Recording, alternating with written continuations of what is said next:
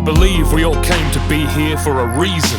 To acknowledge the seniors, everything has a season. This season is warm, but it's bringing a storm and a burning urge for our journey to transform. But held in our hand at this grave intersection is a map of the passage for a clearer direction to a permanent culture. Good evening, Norwich FarmShare. This is episode 4 of Norwich Farm School.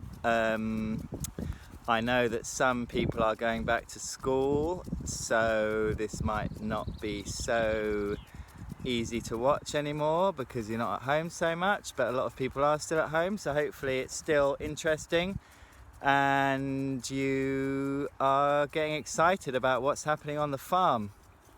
Behind me you can see our big tractor, which we don't use very often, but it is useful when we've got a lot of grass for turning over the ground. But we don't like to do that too much because it's not good for the soil.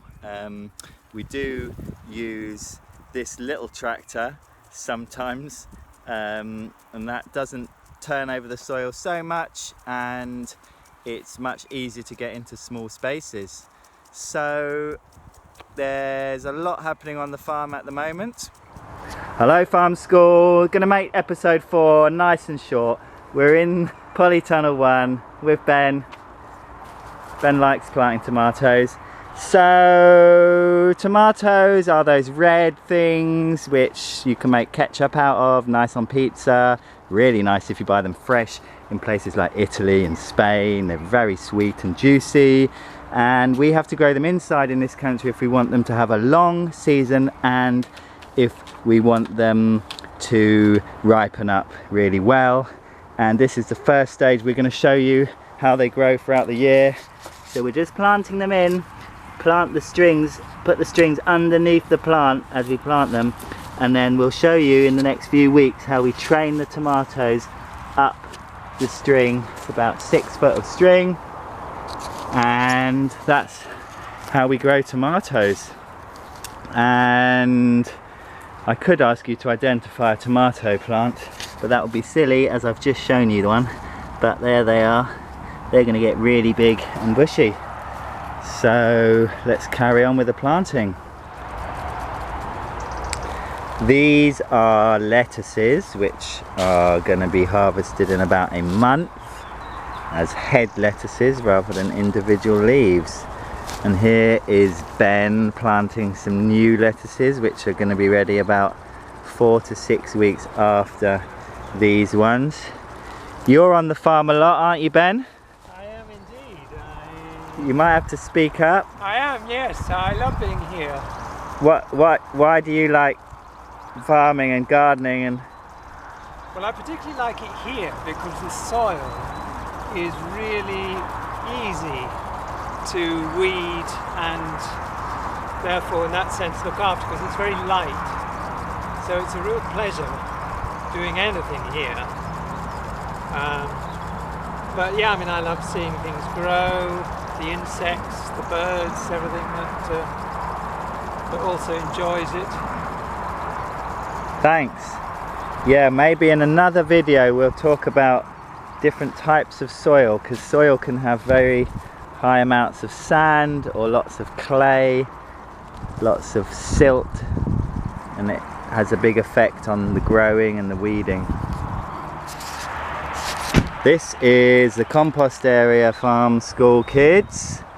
We've got 4 bays at the moment. This one's just been emptied by the step teachers crew, and underneath each of these is a load of mixture of weeds, leaves, soil, lots of organic matter, and then all the microorganisms, as long as it's the right temperature and the right moisture, as long as there's enough water in there, not too much water but not too dry, then the microorganisms and other biological life will break all that down, and then we put it on the farm.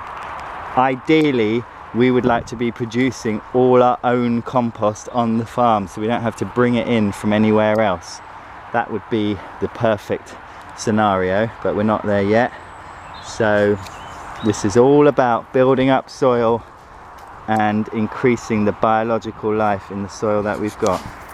One of the things that we're doing a lot of right now is sowing and planting. So every time there's a new bed like this one, we want to plant it up with something new, so there's a living plant in the soil, because all the roots are always feeding their excess nutrients and chemicals to the microorganisms in the soil, and it's those microorganisms which break everything down and produce nutrients which make our plants healthier.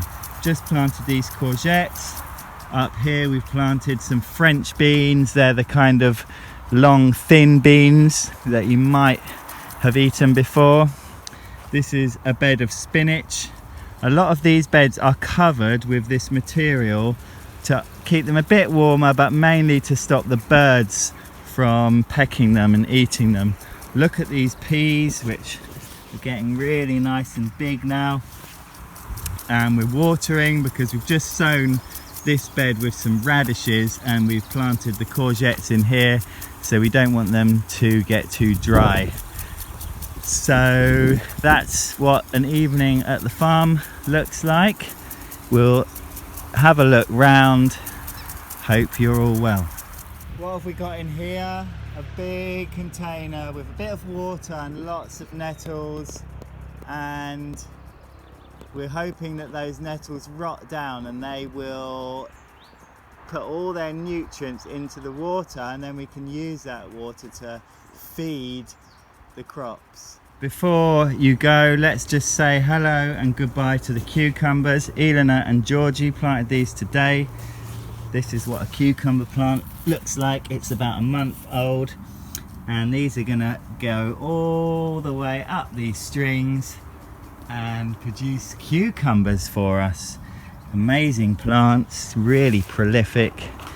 This is pretty good soil. You want the soil to be nice and light, or at least to have spaces between it so the air and the water can get in, because that's what the plant needs to be healthy. Have a good week. See you next time. A direction to a permanent culture. It's time we began it with some wise design to realign with the planet. Share skills to rebuild our combined reliance, and with wild guidance redesign our diet. Befriend energy descent and the changing climate to grow forests of food and a finer environment. Permaculture at this tumultuous juncture is a superstructure that can plug the puncture. In a society of anxiety, confusion and greed, this really may be one solution we need to bring back our elementary essence of ethics and walk in earth care, people care, fair share epic. Now's the time to embed it while the temperature's tepid. Let us rise as a choir beside the people who get it, to guarantee that our future generations' lives are provided the conditions they require to thrive, instead of being deprived of the tools to survive in a biosphere too defiled to revive. So we invite you now to amplify the synergy, devise and inspire distinctive soliloquy, combining with like minds an adaptable symphony of radical simplicity, balance and symmetry. Whatever your ability, we need your assistance in aid of reclaiming a stable existence. Go summon your gift at this critical hour and deliver wherever they move and empower.